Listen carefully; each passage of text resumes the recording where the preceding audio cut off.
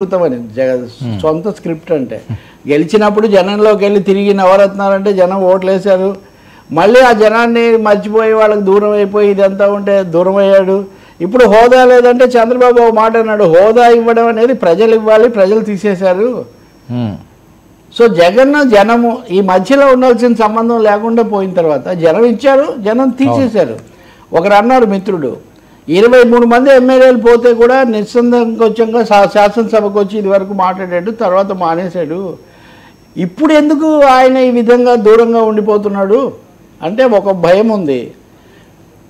ఇప్పటికే టీడీపీలో 164 మంది కూటమిలో ఉండి అవకాశాలు లేక వీళ్ళకు తొక్కిడవుతుంది. ఇందాక మనం మాట్లాడాం కదా, తలుపులు మూసి ఉన్నాయి కాబట్టి వైసీపీ వాళ్ళు బయట ఉన్నారు తప్ప తెలుగుదేశం తలుపులు తీస్తే లోపలికి రావడానికి చాలా మంది సిద్ధంగా ఉన్నారు. ఇప్పటికి కొంతమంది బయటపడ్డారు కూడా. ఆ బయటపడిన వాళ్ళకు కూడా ఇంకా తలుపులు తీలా. సో ఓపెన్ చేసేమి అనడం లేదు చంద్రబాబు నాయుడు ఓపెన్ చేసేమి అని తలుపులు తీస్తే వైసీపీ ఖాళీ చాలామంది బయటకు వచ్చేస్తారు అన్న ఒత్తిడి కూడా జగన్ మీద చాలా ఎక్కువగా ఉంది.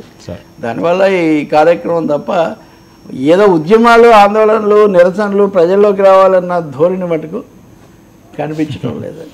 అది విచారకరమైన విషయం. ఎందుకంటే ప్రజల్లోకి రావాలి, ప్రజలతో నడవాలి, నిలబడాలి. అది లేకుండా ఏం మాట్లాడితే ఏముంది సార్? పెన్షన్ విధి విధానాలు ఏమన్నా మారనున్నాయా? అది నిజంగా ఆందోళన కలిగించే వార్త. నేను ఇందాక వస్తూ చదివాను నిజాల సంగతి ఎట్లా ఉన్నా.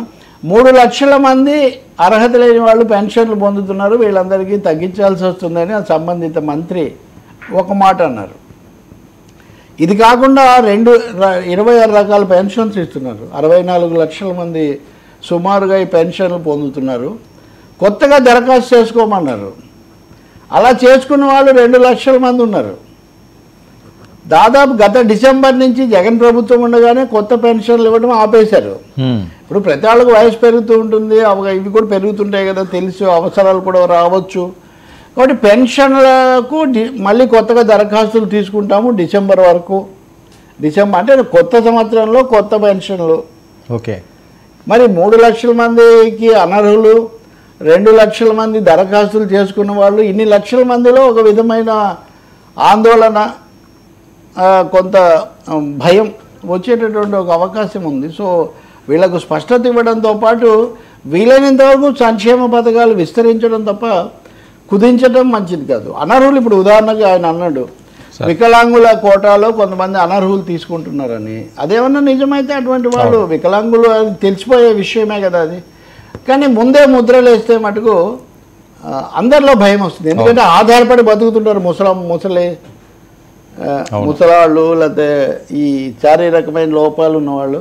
కాబట్టి ఈ విషయంలో ప్రభుత్వం మానవతా దృష్టితో వ్యవహరించాల్సిన అవసరం ఉంది. సరే, థ్యాంక్ యూ.